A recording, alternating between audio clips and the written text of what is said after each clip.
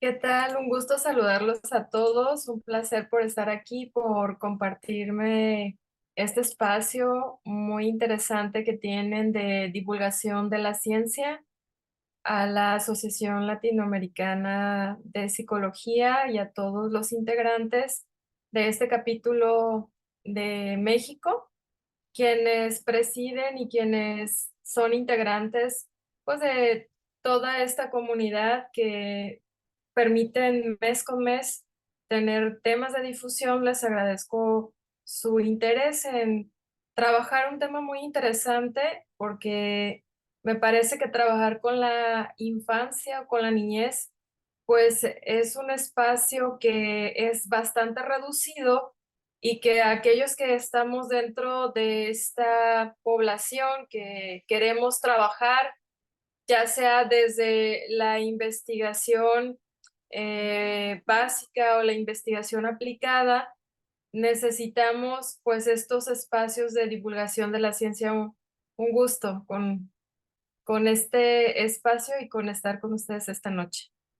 Entonces, en esta ocasión pues hablaremos, como ya lo dijo la maestra Clelia, hablaremos sobre el estrés postraumático en niños, niñas y su manejo integral.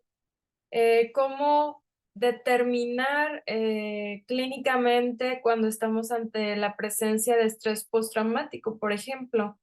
¿Qué es lo que causa el estrés postraumático y cuáles son como las vetas nuevas de este padecimiento mental que de alguna manera ha ido recobrando pues una importancia dentro del estudio de la psicopatología o de la cuestión de la salud mental?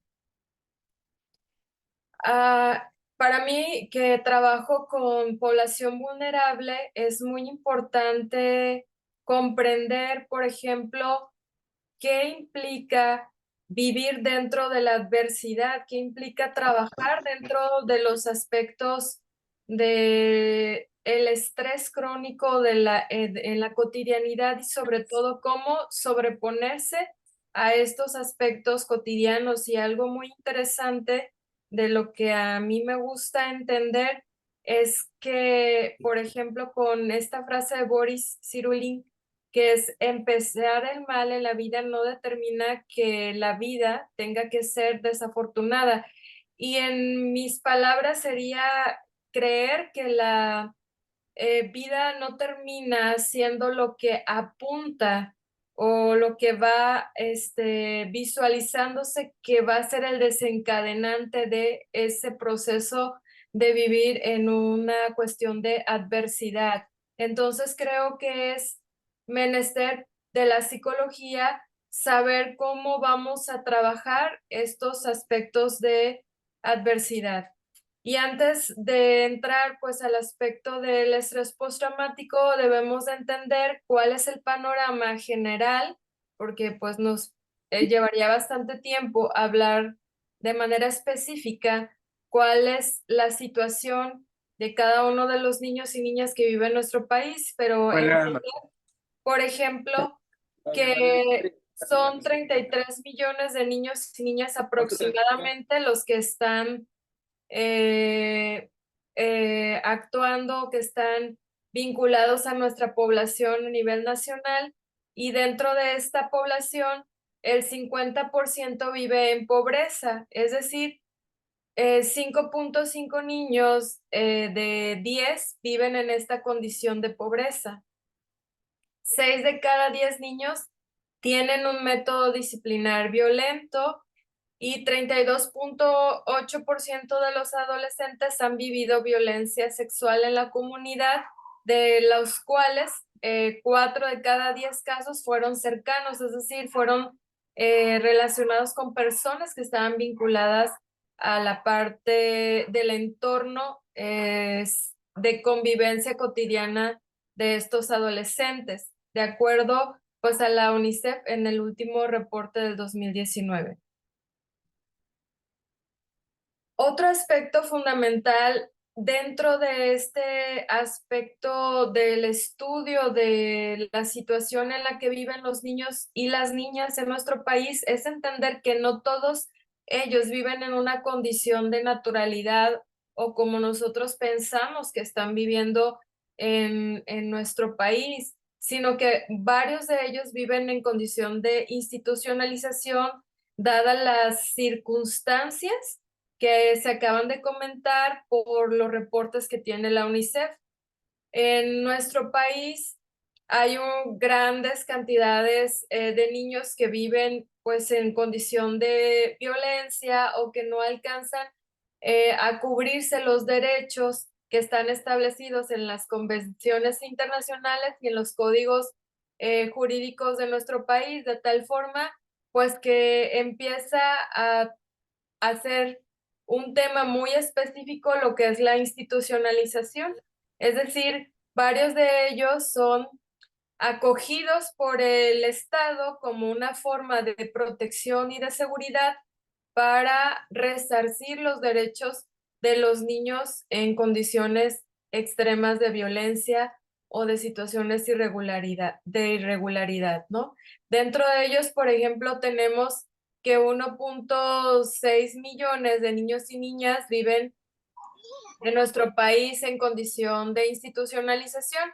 Para el nivel de Colima, por ejemplo, para el estado, nosotros tenemos registrados aproximadamente 1,639 niños y niñas dentro de hogares y casas, que le llaman centros de asistencia social. Sin embargo, falta mucho por esclarecer, por ejemplo, cuál es el contexto de los niños y las niñas dentro del proceso de institucionalización. Si realmente son las cifras reales o hay más niños dentro de este contexto de institucionalización. Algo interesante dentro de este tema, de los cuales a lo mejor algunos de ustedes está haciendo pues a lo mejor una parte de estudio en términos de investigación, vemos, por ejemplo, que la institucionalización, de acuerdo a la parte de lo que es la convención, la Comisión Interamericana de Derechos Humanos, que es una forma de atender las necesidades de los niños y de las niñas en situación de abandono, pero es el último recurso, la última instancia que debe de aplicarse dentro de un contexto de institucionalización, de tal manera que lo ideal es que los niños y las niñas vivan en hogares, en familias, porque la familia pues es parte del sistema de formación y de protección, pero cuando la familia pues tiene un fallo relacionado con la seguridad y la cuestión de protección, pues de entrada va a estar vinculada la parte del Estado como garantía de estos derechos humanos, que son obviamente inalienables. Para entender, por ejemplo, cómo es el impacto de todos estos aspectos que ya están vinculados a la cuestión de lo que es las estadísticas y cómo están representadas en nuestro país, porque a nivel mundial, pues serían otros aspectos. Para nuestro país es importante tomar en consideración estas estadísticas, ya que, por ejemplo, en México, pues esta población de la cual hablamos representa más del 25% de la población. Entonces, estamos hablando que México tiene una amplia cantidad de niños y niñas como parte de lo que es la conformación de nuestro país, a diferencia, por ejemplo, de otros países que tienen muy pocos niños y niñas dentro de su comunidad. Ay, somos Entonces, súper poquitos. eh, si concebir, por ejemplo, cómo estos aspectos, estas cifras están vinculados a la adversidad, es interesante buscar modelos explicativos teóricos que nos lleven a entender cómo La condición tanto ambiental como familiar y además personal va a estar vinculada a la cuestión de propensión a un estrés postraumático. Por ejemplo, tenemos el modelo de adversidad que está vinculado con Sheridan y colaboradores que incluyen diferentes dimensiones, que en este caso son la amenaza y la privación como dos aspectos prioritarios de este modelo explicativo, eh, que tiene una base básicamente neurocognitiva para entender el impacto del estrés crónico que viven los niños y niñas en condición como la que acabamos de ver en nuestras estadísticas a nivel nacional. Entonces, entendemos bajo este modelo explicativo que la adversidad, por ejemplo, constituye un predictor de psicopatología y en consecuencia la adversidad está vinculada en estas dos dimensiones que van a ser privación, que es la falta de estimulación, y la amenaza, que son las experiencias aversivas, que son los factores de riesgo próximo o las experiencias adversas que se repiten de manera constante dentro del ambiente. Si ustedes se dan cuenta o están inmersos en las cuestiones jurídicas, pues está relacionado este modelo, aunque no es un modelo jurídico. Ustedes ven que hay cierta similitud en las cuestiones jurídicas cuando se habla, por ejemplo, con la figura de omisión de cuidados, ¿no? Que sería en consecuencia privación. Entonces, en este aspecto también de la amenaza, pues como la acción de ciertas conductas que se presentan dentro del ambiente cercano de los niños y las niñas va a dificultar la formación de un desarrollo integral y en consecuencia condiciona la salud mental de los niños y las niñas.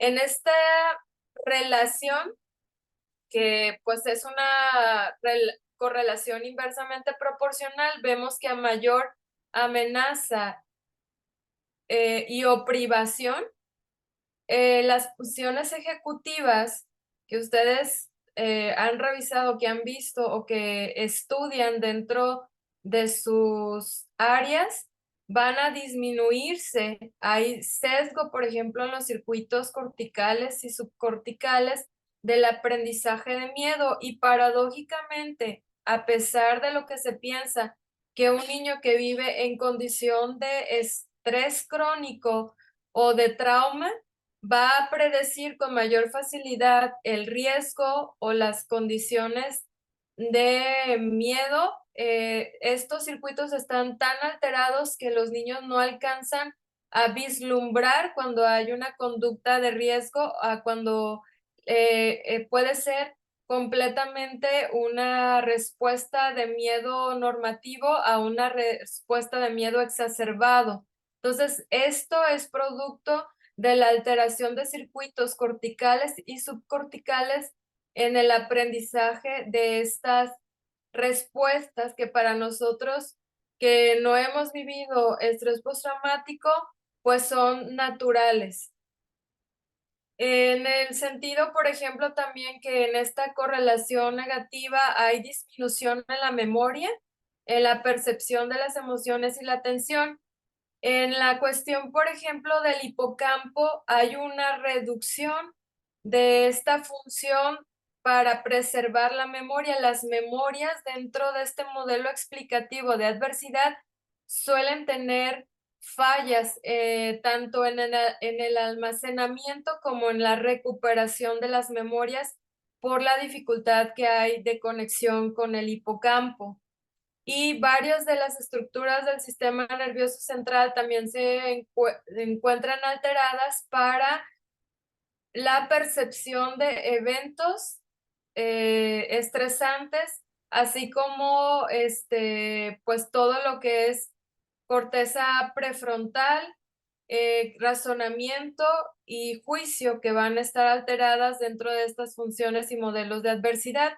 Inclusive, pues van a tener una cuestión relacionada con disminución de la masa gris en la parte del cerebro y las interconexiones de ciertas áreas para el aprendizaje. No solamente, por ejemplo, dentro de las funciones de regulación emocional, que es la corteza prefrontal ventromedial, va a estar afectada para regular los procesos emocionales, sino que también los aspectos de aprendizaje por el impacto que tiene en la corteza prefrontal va a estar vinculado al aprendizaje y dentro de ellos, pues obviamente estas funciones ejecutivas que son fundamentales para la incorporación, por ejemplo, de lectoescritura, de las funciones de cálculo, lógico-matemática y abstracción. En la experiencia que yo he tenido con niños de casa hogar, este modelo explicativo se cumple, ya que varios de los niños, si ustedes se han visto inmersos dentro de las casas hogares o de los ambientes que son altamente pues desprovistos de estimulación para los niños o en zonas marginales, tienen dificultades en aprendizajes, en lenguaje, y no es casualidad que todo esto se presente, ya que este modelo de adversidad pues es una forma explicativa de cómo todo un sistema nervioso central se ve afectado por todos estos aspectos, ya sea, repito, por la privación, que sería la falta de estimulación, que son los ambientes empobrecidos. Estos ambientes empobrecidos pues no facilitan la estimulación del sistema nervioso central y la incorporación de nuevos aprendizajes y también pues por toda la acción que pueda haber como la violencia física o psicológica y el abuso sexual, que es la más extrema de las violencias físicas y psicológicas que pueda vivir un niño o una niña. Otro modelo explicativo puede ser el riesgo acumulativo. Dentro de esto podemos entender que las experiencias que van suscitándose a lo largo de la vida de una persona, pero sobre todo cuando suceden en la infancia, dentro del proceso de la infancia, en los periodos críticos de la conformación del sistema nervioso central, recordemos que hay periodos críticos y sensibles del sistema nervioso central, que son procesos de maduración, es decir, hay poda sináptica y hay cuestiones de neuroplasticidad que permiten la adquisición de hitos o habilidades específicas dentro de las etapas, como pudiera ser, por ejemplo, la etapa de los primeros meses, tanto en el vientre,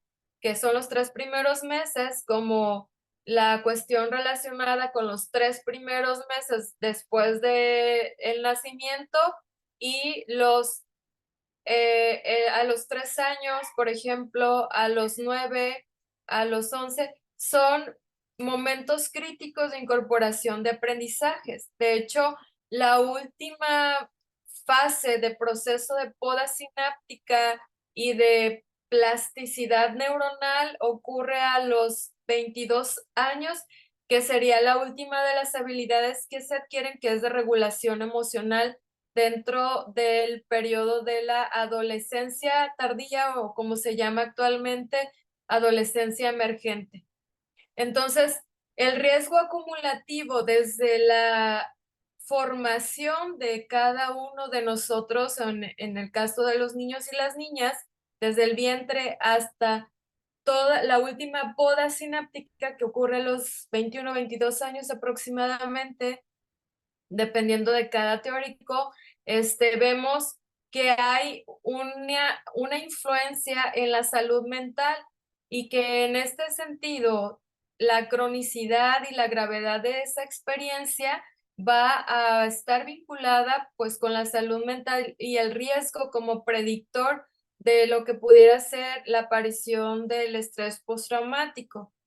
El número de experiencias adversivas es como parte esencial de este modelo explicativo del riesgo acumulativo, pero también, por ejemplo, la gravedad de esa experiencia, si tiene que ver con la magnitud de la experiencia, cómo lo percibe el niño, si es un evento que fue sumamente traumático, si estuvo sostenido en el tiempo y cuánto tiempo se sostuvo esa experiencia. Por ejemplo, no es lo mismo una experiencia de abuso sexual única a ser sostenido, por ejemplo, 5 años de abuso sexual durante el proceso que estuvo vinculado el niño o la niña a la familia. Entonces, todos estos factores están siendo atendidos por el modelo de riesgo acumulativo.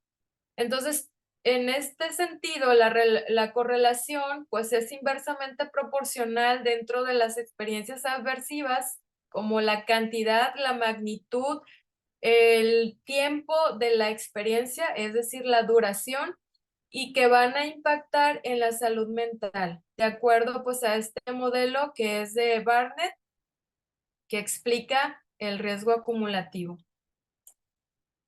Entonces, ¿qué es el estrés postraumático y por qué nos debe de interesar a los que estudiamos pues infancia, niñez, adolescencia?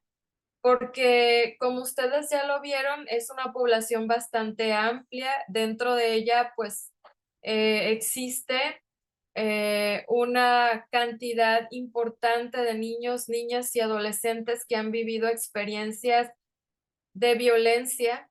Estamos hablando que 7 cada 10 niños viven una experiencia de violencia y dentro de estos, pues, varios abusos, ¿no? Abusos y violencias extremas. Entonces vemos que estos aspectos sostenidos en el tiempo, pues, causan lo que es la aparición del trastorno de estrés postraumático. Entonces, el trastorno del estrés postraumático está definido de muchas formas y muchos modelos. Podemos entender que el trastorno de estrés postraumático tiene que ver con la interacción entre la persona con un factor traumatógeno y un contexto social.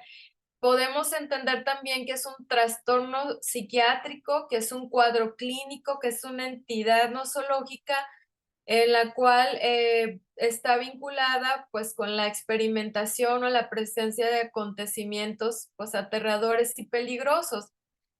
Sin embargo, por ejemplo, actualmente la CIE 11 pone de manifiesto una nueva forma de tipificar el trastorno de estrés postraumático y hace un diferencial en la parte de la CIE 10 respecto a la CIE 11. Nos da a entender que nosotros como psicólogos que estamos inmersos en el área y sobre todo a los que hacemos frontera con la parte de psicopatología y la cuestión la clínica, eh, debemos tomar en cuenta que hay un trastorno por estrés postraumático complejo. ¿Qué significa esto? Que el trastorno de estrés postraumático complejo es un miedo exacerbado. Está vinculado a todas estas áreas que nosotros estuvimos ya hablando y que son circuitos neuronales que van a estar vinculados a la experiencia del trauma.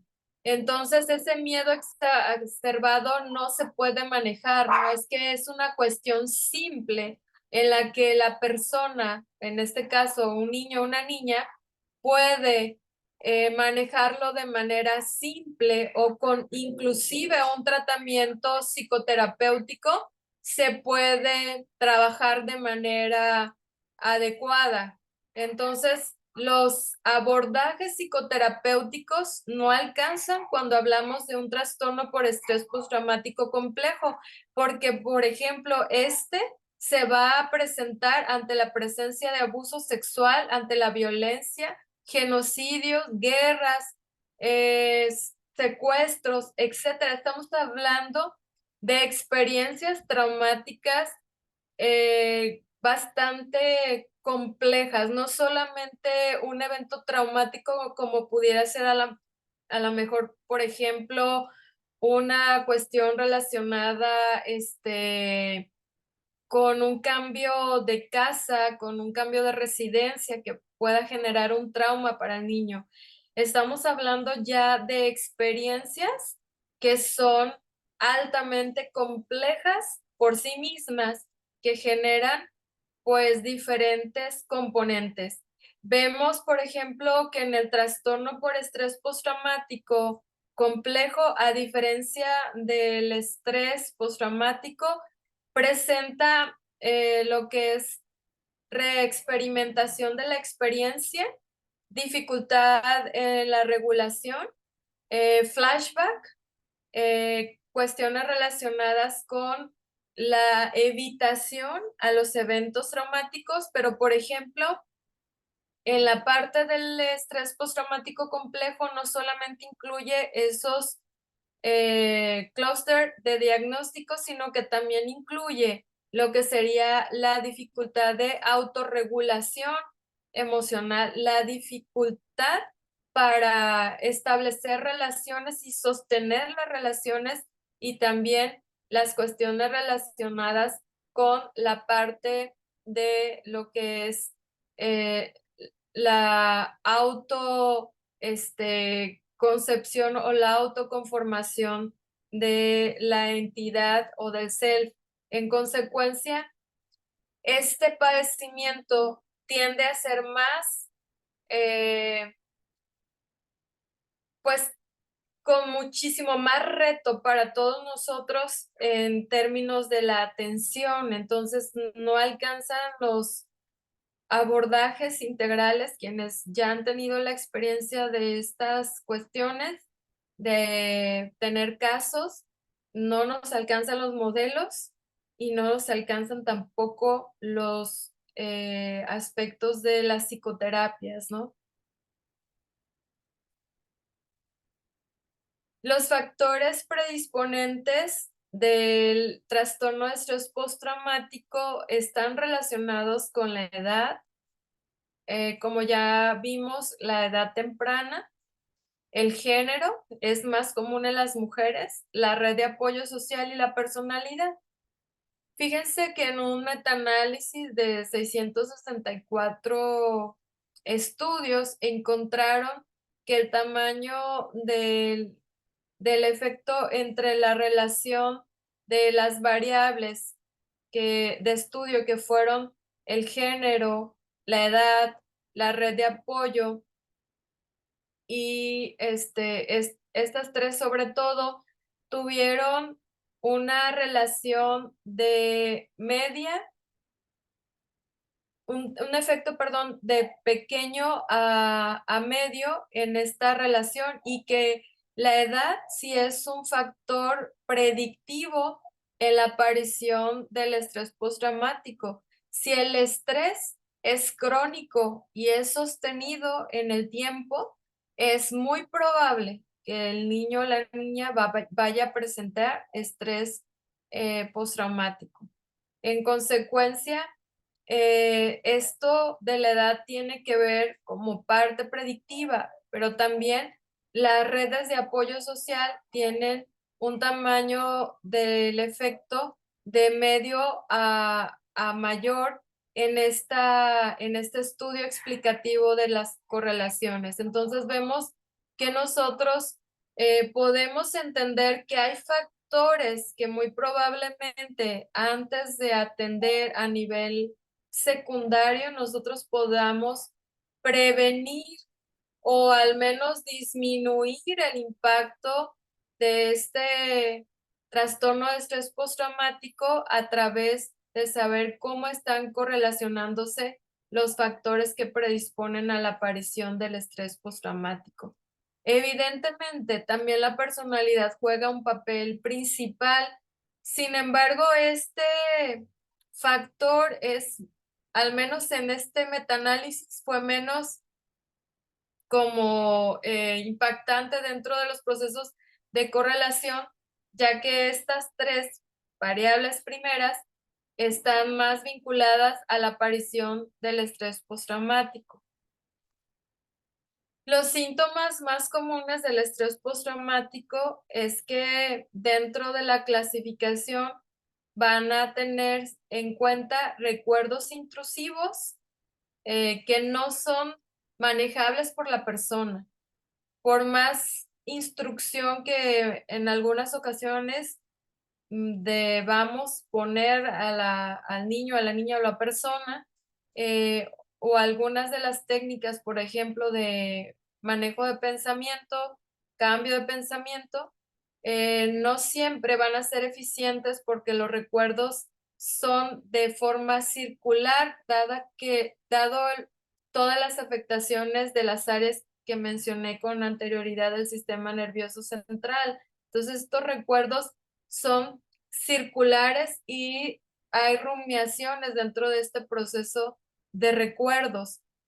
Además de que la concepción o reconceptualización, por ejemplo, de aspectos dentro del proceso vivido van a ser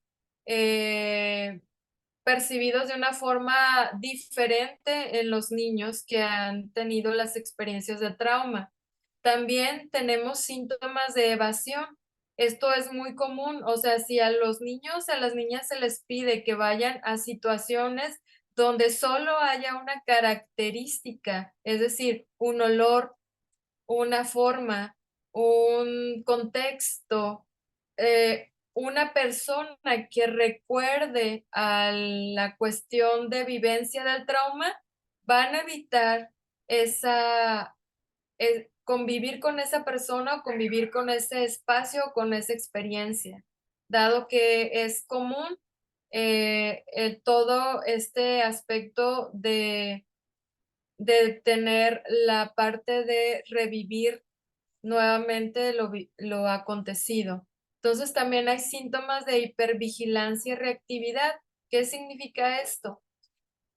Tienen dificultades del sueño, no siempre hay capacidad de atención, está muy disminuida la capacidad atencional, por lo que veíamos pues dificultades en la corteza prefrontal, razonamiento, juicio y la parte de lo que es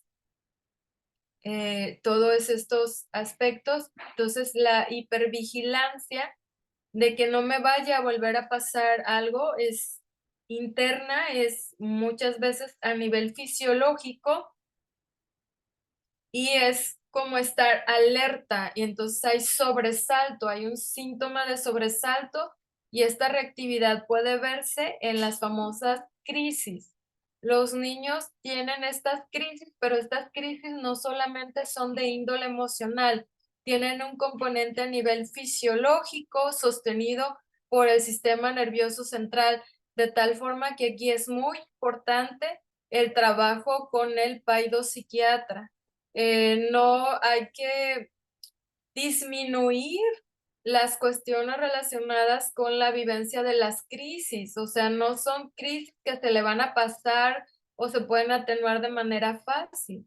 Se requiere tanto el trabajo psicoterapéutico como la parte del manejo del fármaco. También hay síntomas cognitivos, en este caso una revaloración o reconceptualización de sí mismo bastante negativa, sobre todo en el trastorno de estrés postraumático complejo. No hay una concepción positiva de sí mismo y la autoestima está evidentemente dañada. Hay problemas en el estado de ánimo por la dificultad que existe en la regulación emocional. Y esto pues porque toda la corteza prefrontal ventromedial está atenuada esa función. Esa área está muy afectada para poder regular todos los componentes emocionales. En muchas ocasiones la reactividad también puede verse como conductas de impulsividad, de negatividad, que pueden verse muy disfrazadas o pueden confundirnos con trastornos relacionados con desafiantes negativistas, con trastornos relacionados con TDAH, y que para nosotros nos dificultan los diagnósticos y que tenemos que hacer los diagnósticos diferenciales. Necesitamos entender que algunos de los síntomas que acabo de mencionar colindan con otros padecimientos psiquiátricos, otros padecimientos que no tienen relación con el evento que tiene el estrés postraumático, que es el trauma. También, por ejemplo, algunas ocasiones se pueden confundir, sobre todo cuando se presentan en adolescentes estos síntomas, y ustedes los pueden ver en las conductas pues desafiantes o de impulsividad, y podríamos pensar que puede ser un trastorno límite de la personalidad, o que está teniendo conductas desafiantes bajo este principio de padecimiento. Entonces hay que hacer estos diagnósticos diferenciales y es fundamental. En esta concepción, entonces podemos entender que los síntomas van a estar sostenidos no solo por una cuestión afectiva, conductual, sino que todo esto es parte de un circuito del sistema nervioso central que viene a estar afectado por la experiencia sostenida de trauma. En consecuencia, pues vemos dificultades en la actividad y la conexión de las áreas que mencioné, como en ese sentido pueden percibirse pues con esta sensación de amenaza permanente, y la capacidad de modulación es pobre o está alterada. Tenemos niños siendo desafiantes con los profesores, con las figuras de autoridad. También, por ejemplo, hay esta función ejecutiva central, pues tiene dificultad en la conectividad, pérdida de regulación descendente y déficit cognitivos por todo este daño de la red ejecutiva central, y red por defecto, que tiene que ver con la disociación, que es un aspecto fundamental de diagnosticar. Muchas veces en los niños se confunden porque, sobre todo si son muy pequeños, creemos que están siendo fantasiosos, y dentro de la disociación el niño está sintiendo que está apartado de su cuerpo, que no es parte de su cuerpo, que alguien controla su cuerpo, y que también, por ejemplo, siente que hay una cuestión relacionada con eh, vivir en un sueño toda esta experiencia, como que no está dentro de un proceso de realidad, entonces se siente flotante, se siente fuera de la realidad. Este proceso de disociación debe ser diagnosticado de manera puntual y lo más rápido que se pueda, porque es parte de los riesgos que los niños pueden tener dentro del padecimiento de estrés postraumático. Insisto, debe de trabajarse de la mano con un psiquiatra o un neuropsiquiatra que les permita llegar a los diagnósticos para tener una atención relacionada con la parte del tratamiento farmacológico. Estos pensamientos van a ser permanentes, que son intrusivos, y son los que vamos a tener que lidiar, que son los flashbacks. Creo que aquí muy probablemente para nosotros dentro del área, entender toda esta sensación de miedo exacerbada eh, debe de ser fundamental. No es una sensación de miedo construida, sino que realmente está exacerbada y que no puede afrontarla de manera simple la persona.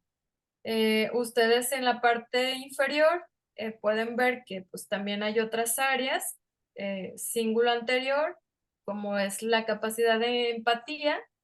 No está al 100 la cuestión de la empatía. El tálamo, que es el procesamiento y velocidad de la información, se procesa y se almacena la información de manera diferente, puede ser muy lenta, el niño puede tener lentitud en la capacidad de comprensión de la información y de almacenamiento de la información, que, insisto, también tiene que ver con las dificultades de aprendizaje. Y pues obviamente se interrumpen las funciones integradoras de la conciencia, la memoria, la identidad, la percepción del miedo. Y creo que tenemos mucho por hacer dentro de estos aspectos. Trabajar de manera pues multidisciplinaria va a ser fundamental. Si ustedes ya saben, en estos protocolos, por ejemplo, de lo que es la terapia cognitivo-conductual, encontramos diferentes aspectos. Encontramos aspectos que han tenido impacto en la cuestión relacionada con la parte del manejo de regulación emocional, también de cambio de pensamientos o modificación de pensamientos, y también los aspectos relacionados con las cuestiones de emociones. Pero nosotros hemos visto y quiero compartirles el trabajo que se ha llevado a cabo con la Universidad Autónoma de Querétaro, que esta parte de la terapia cognitivo-conductual puede llevarse a cabo con realidad virtual, y esta realidad virtual nos permite a nosotros tener una mayor capacidad, por ejemplo, de trabajo de adaptación del entorno clínico como un entorno que puede ser seguro y hecho a la medida para los niños, para los pacientes, con escenarios que nosotros queremos trabajar. También, por ejemplo, vemos que el terapeuta puede garantizar un control completo sobre el contenido y la dosis de los estímulos. Si vemos que los niños pues realmente están teniendo problemas para afrontar alguna experiencia, eh, podemos dosificar ese estímulo, podemos disminuir el tiempo de intervención a través de lo que es la realidad virtual.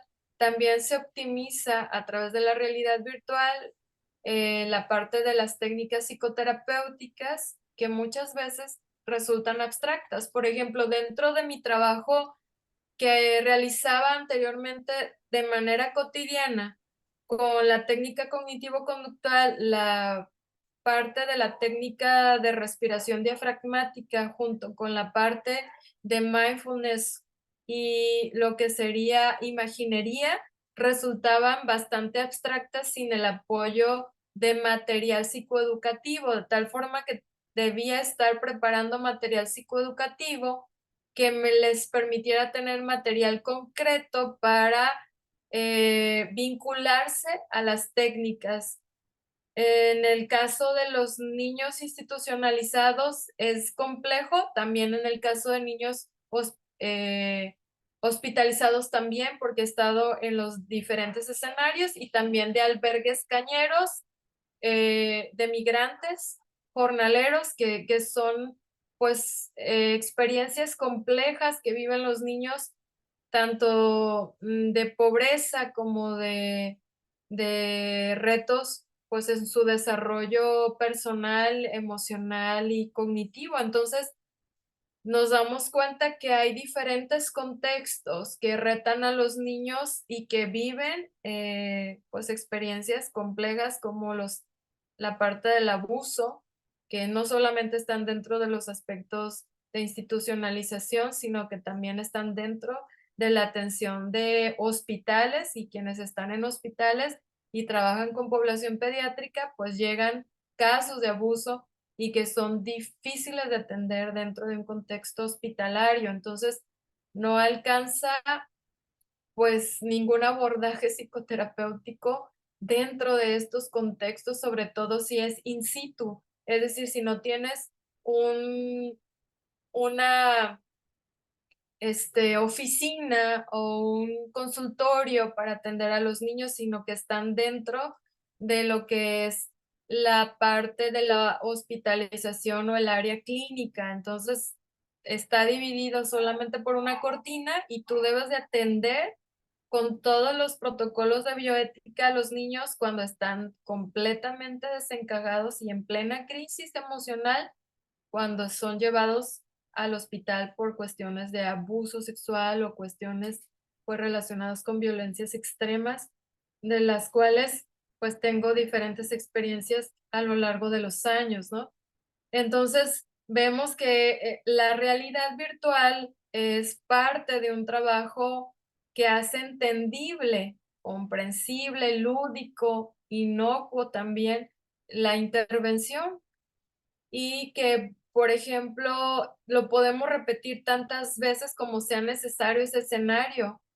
Algo que me parecía interesante dentro del trabajo cotidiano en el ámbito hospitalario es que debía cargar con N cantidad de cosas para sacar cuentos, sacar material psicoeducativo, muñecos, etcétera, para poder hacer distracción o imaginería y comenzar a trabajar el proceso psicoterapéutico a través de terapia narrativa o a través de la terapia cognitivo-conductual y me requería bastante tiempo por niño, por ejemplo, en el ámbito hospitalario, entre 40 a 1 hora, a 1 hora y media, cuando tienes camas, pues, o pisos, sobre todo ustedes en Guadalajara, que tienen, o quienes están en Guadalajara, quienes están dentro de estos hospitales de primer nivel, estamos hablando de muchas camas y muchos pacientes por día que atender, ¿no? Entonces, pues la sistematización de la intervención y del dato no es tan fácil de manera tradicional. Y ahí vimos un área de oportunidad a través de la realidad virtual.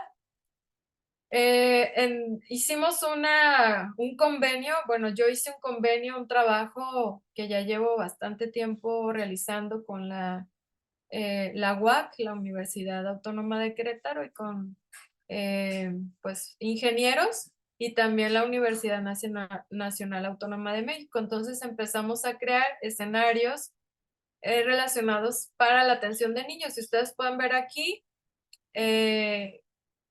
cómo un escenario abierto pudiera ayudarlos a lo mejor a entender la relación de ellos con el medio ambiente, trabajar de manera lúdica en un escenario pues hecho a la medida para ellos.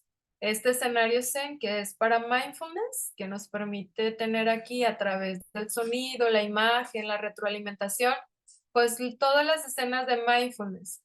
La relación entre las figuras de apego, que es algo fundamental, que es parte del soporte dentro del estrés postraumático, generar estas ligas o estos aspectos de psicoterapia en el aspecto de la cantidad de la red social de apoyo. Entonces, generaron todos los ingenieros y los diseñadores gráficos y arquitectos, pues estos escenarios a partir de la experiencia de los niños. También relacionado con un paseo del río y con un océano, que es algo muy interesante que le gusta hacer a los niños, siempre están vinculados con el agua, entonces genera por relajación. Acabamos de trabajar pues parte de lo que es un proyecto de investigación de entender cuál es el impacto de la atención psicoterapéutica basada en lo que es realidad virtual para desarrollar habilidades para la vida con niños con diagnóstico de trastorno de estrés postraumático. Les comparto pues que el objetivo fue evaluar este impacto de la atención psicoterapéutica y también desarrollar pues habilidades específicas. El diseño fue prospectivo pretest post-test en una casa, un centro de asistencia social. Estos fueron los criterios de inclusión, de exclusión. Y aplicamos, por ejemplo, la mini kit, que para hacer los diagnósticos diferenciales, que involucra 25 módulos, trastorno por estrés agudo, trastorno adaptativo, por déficit de atención, trastorno negativista desafiante, trastorno de ansiedad generalizada, depresivo mayor, trastorno bipolar, psicosis, intoxicación abstinencia de sustancias específicas o agorafobia. Escala infantil de síntomas de estrés, de trastorno de estrés postraumático, de Child PTSD, que es, pues, es muy interesante esta escala. El CDS, si ustedes lo han visto, que es el cuestionario de presión, saturación de oxígeno, medimos frecuencia cardíaca, presión arterial, temperatura periférica. Y este fue nuestro procedimiento, hacer un expediente electrónico, una prueba de tamiz. Todos estos instrumentos fueron de tamiz. Generar la línea base, hacer retroalimentación virtual, variables fisiológicas, hacer el análisis de información a través de inteligencia artificial y el perfil del infante. Aquí se generaron pues ligas para lo que fueron todos los escenarios que ustedes pudieron ver, con obviamente pues todos los márgenes de aspectos de bioética, sobre todo por las cuestiones de resguardo de los niños y obviamente, pues, con confidencialidad de los datos de ellos y de las identidades. ¿Qué encontramos? Estos son preliminares porque aún seguimos haciendo análisis, que hubo reducción significativa del nivel de ansiedad y dolor que experimentaron niños. El uso de la realidad virtual, también redujo los flashbacks. Hubo una mayor comprensión de las técnicas de relajación progresiva y mindfulness que eran complejas para nosotros explicarles, como imagina que tienes un globo en el abdomen mientras inhalas y exhalas. Todo eso fue complicado, pero a través de retroalimentación virtual, realidad virtual, perdón, generamos pues escenarios que eran explicativos, como ustedes pudieron ver, y lúdicos, interactivos. También es interesante entender que nos falta pues todavía un cruce increíble de variables y correlaciones que comprender entre los diferentes instrumentos y variables fisiológicas. También es interesante eh, analizar, por ejemplo, que es fundamental en cualquier institución donde haya niños, sobre todo en condición de vulnerabilidad, tener un tamiz respecto a la salud mental y hacer dentro de este tamiz diagnósticos de trastorno de estrés postraumático, porque las cifras se han aumentado. Por ejemplo, en uno de los estudios podemos ver que la prevalencia era de 1.4% de la población en un estudio estadounidense a pasar a ser de 40% en población de niños, ¿no? Entonces vemos que la prevalencia de los síntomas son más complejas, sobre todo después del tiempo de COVID, que también es interesante entender que las canalizaciones para la atención del trastorno de estrés postraumático deben de ser oportunas y sobre todo debe de darse una atención integral, preventiva y una canalización con el neuropsiquiatra. O sea, nosotros no podemos trabajar sin la parte del neuropsiquiatra o paidopsiquiatra. Depende de lo que ustedes puedan alcanzar dentro de su ámbito de trabajo.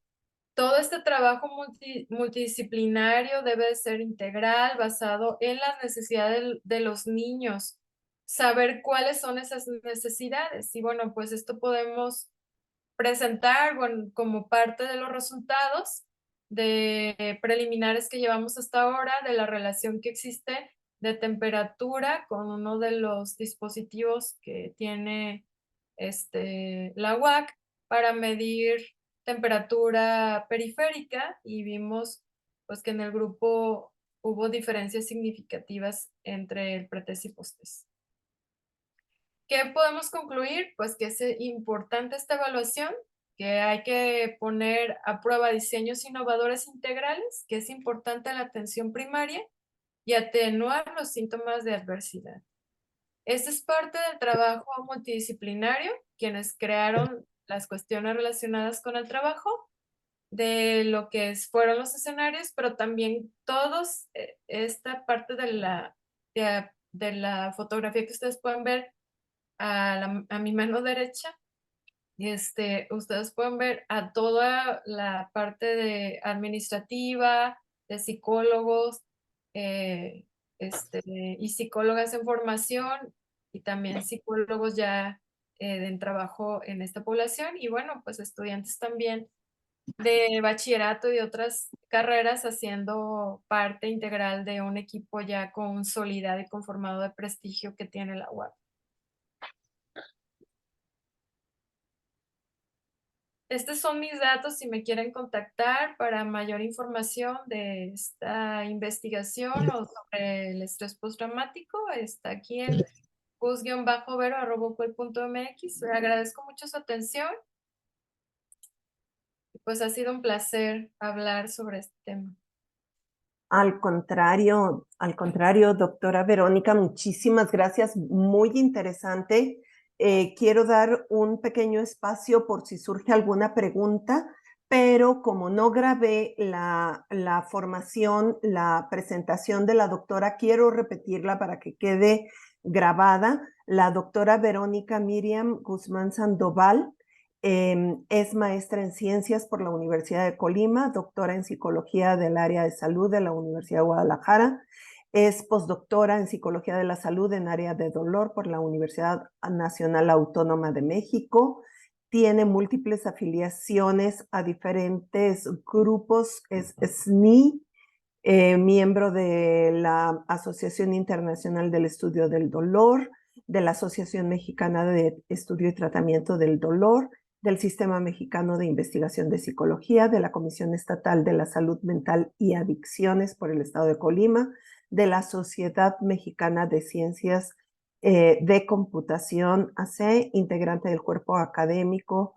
118 Ambientes Inteligentes y Accesibles de la Universidad de Colima y miembro de la Asociación Latinoamericana de Psicología de la Salud y actualmente profesora investigadora del tiempo completo, titulará en la Facultad de Psicología de la Universidad de Colima. Es impresionante su currículum, muchísimas gracias. Quisiera preguntar si hay alguna manita por ahí que quieran levantar, alguna duda que tengan, que quisieran, aprovechense de la doctora Verónica. Y pues bueno, Yo quisiera, sí, adelante. hola, ¿cómo están? Me Adelante, gustó Carlota. muchísimo la conferencia porque tocó temas muy importantes, pero de manera muy sencilla y solo quiero agradecerle. Muchísimas gracias porque fue muy dinámica en su presentación también. Muchas gracias. Gracias, Carlota. Fabiola, adelante.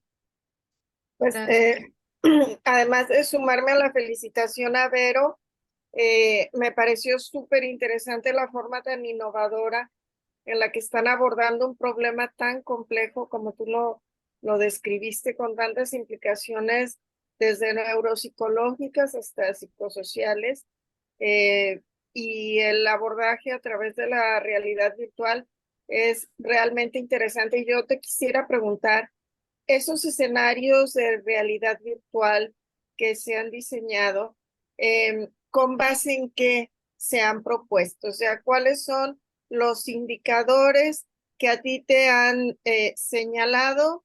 Pues conviene hacer un escenario con estas características, con estas otras, y cómo lo pruebas en relación a su eficacia. Digo, este estudio que tú estás presentando es de hecho una prueba, pero no sé si hay pilotajes previos y qué criterios tienes para evaluarlos.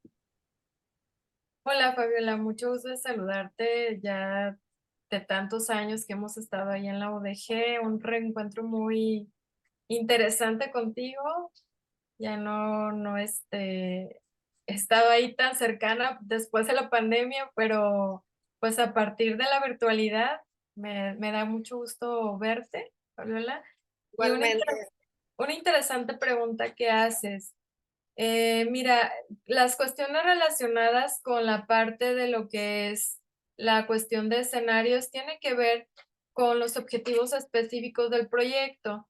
Si se dan cuenta, hubo parte relacionada con atender habilidades que les van a fortalecer a ellos para afrontar toda la experiencia de trauma. No estamos apoyados en el modelo de resiliencia propiamente, pero creemos que dentro de las cuestiones relacionadas con la parte de lo que es la vivencia traumática, queremos alcanzar todavía la neuroplasticidad que existe en ellos. En consecuencia, requieren estas habilidades que van a permitir fomentar o fortalecer estos circuitos que ya vimos que tienen deficiencias. No lo vamos a lograr si no es de manera constante y reiterada y sostenida y de manera integral, porque evidentemente están atenuadas las funciones, ya sea por un daño estructural o daño funcional. Solamente lo sabríamos si tuviéramos un resonador, es decir, hacerles una resonancia magnética, lo cual nos resultaría bastante costoso. No lo podemos hacer, solo las pruebas nos permiten tener una idea de cómo están ellos. En consecuencia, con todo el equipo nos reunimos para ver las necesidades que se tienen con los niños y las niñas y generar estos escenarios a partir de las habilidades que deseamos que tengan. Ahora, este estudio es un estudio piloto. Dentro de este estudio piloto se van a hacer las adecuaciones y ya se hizo una siguiente versión. Nosotros comenzamos con una versión, por así decirlo, versión 1.0, ya está la versión 1.1, en consecuencia se va a volver a testear y así hasta que pueda quedar sumamente adaptado a las necesidades de los niños. Dentro de los procesos de maduración de tecnología nos lleva a realizar pruebas en población, entonces tenemos modelos de maduración que nos permiten entender cómo nos acercamos a la realidad que queremos llegar en términos de una propuesta tecnológica. Estamos, Fabiola, en una versión de modelo tecnológico, yo podría decir de un TRL9, en donde no, TRL8, por donde estamos haciendo estas pruebas de una población ya real, ya no estamos en laboratorio con un grupo focal. Esto es una población natural con un problema que es real y que muchas veces nos rebasa. Entonces, con relación a los cruces de las variables que vamos a obtener, vamos a hacer las adecuaciones y en consecuencia va a quedar ya instalada esta versión. Ahora bien, ¿qué pasa? No sé si quisiéramos llegar a esa idea. Si otras personas lo pueden aplicar, que es como la reaplicabilidad de esta propuesta tecnológica. Sí, cuando se siga haciendo la experimentación, por ejemplo, en otra población, en esta población, en otra población, saquemos los resultados. Esto es parte de los procesos de maduración de tecnología y después venga un proceso, pues ya sea lo que determine quien tiene la concesión o la parte de todas las cuestiones, y va a ser por medio gratuito, descarga, venta, etcétera, para el acceso de todos los que están en el área clínica. Es algo interesante cómo un trabajo colectivo nos suma a entender nuestras terapias psicológicas y llevarlas a cabo a través de la tecnología, porque creo que nos está rebasando todos los problemas, Fabiola. No sé si a ustedes les pasa de casi todas las áreas, ya sea educativas o sociales o clínicas, nos rebasan los problemas y las técnicas no alcanzan. Entonces sí tenemos que hacernos como relaciones, pues a veces arriesgadas, ¿no? O podríamos decir matrimonios arriesgados donde dices, híjole, no tengo nada que ver con esa persona, pero creo que puede funcionar. Y entender el lenguaje de esas personas, que en este caso es psicología y tecnología, porque hablamos lenguajes muy diferentes. Ellos hablan lenguajes pues operativos de programación y nosotros hablamos lenguajes de la explicación de la mente y del alma. Entonces, a ver cómo lo vamos a ir adaptando es interesante, la verdad es muy interesante. Yo ahorita estoy dentro de un cuerpo académico de tecnología y pues sí, estoy trabajando más con programadores, con gente del área de tecnología y es pues enriquecedor. No, sí, tienes toda la razón, está súper, súper interesante lo que estás haciendo, muy retador y sobre todo muy pertinente, ¿no? Yo creo que los psicólogos haremos bien en procurar más de estos matrimonios riesgosos, porque además, pues la inteligencia artificial y todas estas tecnologías están aquí. Por otra parte, la pandemia nos dejó pues, muy, muy fuertemente vinculados con la tecnología para nuestras relaciones, o sea, muchas relaciones están mediadas por tecnología y incluso las que tienen, pues, los psicólogos y los pacientes, ¿no? O sea, que cada vez hay más servicios de psicología en línea, a distancia, entonces tenemos que procurar matrimonios riesgosos y te felicito por ser pionera en esto y realmente muy, muy interesante, ya te buscaré luego. Riesgosos pero cuidados, Fabiola, sobre todo ustedes que son terapeutas, les vamos a pedir consejos para cuidar estas uniones. No, pues muchísimas gracias, Vero. A ustedes, un placer. Muchísimas gracias. Yo además de muchos aprendizajes, Verónica, me quedo escalofriada. Me quedo escalofriada con las cifras de las criaturas afectadas que sabemos cómo son, sabemos cómo están, sabemos las atrocidades que viven millones de niños y que desgraciadamente esa parte nos quedamos cortos, no tenemos manos, no tenemos herramientas para atender todas las necesidades que existen y creo que estamos viendo mucho en la sociedad que vivimos cómo se va fracturando a partir de que estos niños pues finalmente van creciendo y crecen mucho sin tratamiento, ¿no? A mí me da escalofrío. Yo creo que si nos unimos, Clelia, podemos hacer más porque al Mucho. final esos niños van a ser adultos, es parte de nuestra sociedad y yo creo, bueno, vivo comprometida con esos proyectos, Claro. pero ese es mi pensar, o sea, un niño va a ser un adulto y se pueden hacer cosas todavía desde este periodo, aunque haya grandes retos para nosotros.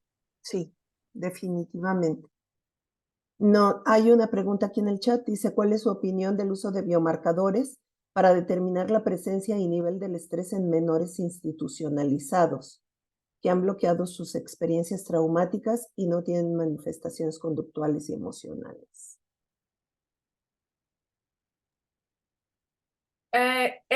Bueno, yo he tenido experiencia con biomarcadores dentro del proceso de trabajo para la medición de estrés postraumático no, estrés y dolor. Creo que puede ser un recurso, sin embargo es muy costoso. Mi experiencia con biomarcadores ha sido una experiencia de tener grandes financiamientos porque hay que almacenarlos, hay que pedirlos, son cotizables en dólares, entonces se mueven en función del dólar y necesitan refrigeradores especializados, transporte especializado. Entonces, el manejo de el análisis obviamente lo tiene que ser un experto, que es un biólogo. Creo que se puede hacer siempre y cuando tengas el recurso y la infraestructura para poder llevarlo a cabo. Igual ahí necesitas un matrimonio arriesgado con un inmunólogo, con una parte de química y con unos buenos laboratoristas para que te almacenen tus pruebas. Si no, por más costoso que sea y bueno tu biomarcador, se te va a echar a perder. allá una ocasión, nos resultó el transporte porque lo llevamos de Colima a Guadalajara y sí fue como difícil porque teníamos que ver si era a través de una agencia y cuánto nos garantizaba pues el tiempo de congelación, porque son una congelación especializada de esos biomarcadores. Además, por ejemplo, influyen muchas variables dentro de los biomarcadores, ¿no? Que pueden ser los ciclos, por ejemplo, de sueño-vigilia, que cortisol es uno de los del ciclo sueño-vigilia. Y si quieren medir, mi experiencia es que se debe tomar todo el ritmo circadiano. A nosotros nos alcanza en América Latina para la mañana o ya sea por la tarde, pero la gran mayoría de los estudios reportados es que ellos toman todo el ritmo circadiano, es decir, mañana, mediodía, tarde y noche. Entonces, esas muestras solo de un biomarcador de cortisol te sale muy caro para un niño. Entonces, para todos los niños que quieres de la N que tú quieras conformar, es costoso. Ahora, IL-6 es un biomarcador de inflamación muy bueno, pero también muy susceptible a cambios por variables fisiológicas, como pudieran ser ciertos aspectos nutricionales, ciertos aspectos de fármacos en el ámbito hospitalario, sobre todo en pacientes. En el aspecto de nosotros tendríamos que ver qué diagnósticos de malnutrición o a lo mejor pudieran influir dentro de las variables de biomarcador. Oye, Vero, tal vez no es que estemos buscando matrimonios riesgosos, sino que es importante dejar de ser tan endogámicos, ¿no? Y apostarle más a la multidisciplina y a la transdisciplina, sobre todo en el ámbito de las ciencias de la salud. Sí, así es, Fabiola. Yo creo que no podemos operar ya un problema complejo porque, pues, estrés postraumático es un problema complejo de salud mental. Nos reta, está subdiagnosticado, identificado solo en algunos niños, obvio, pues en adultos muy poco, pero en niños ni se diga. Y necesitamos estas relaciones, ¿no? Como dices tú, Fabiola, estas relaciones son fundamentales. Bien, pues muchísimas gracias por todo interesantísimo.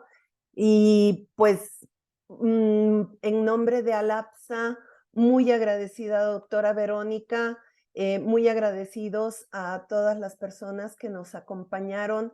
Un honor poder compartir estos espacios y pues invitadísimos a continuar adelante con estas charlas que son de un enorme valor profesional y humano. Muchas gracias y nos vemos para la próxima. Ya estaremos enviándoles información. Rodrigo, ya abriste tu cámara. Adelante. Gracias, solamente, Vero, un saludo. Hola, Rodrigo, me acuerdo perfectamente de ti. ¿Sigues en Ciudad Guzmán? Todavía. A ver cuándo nos vemos. Coincidimos por allá.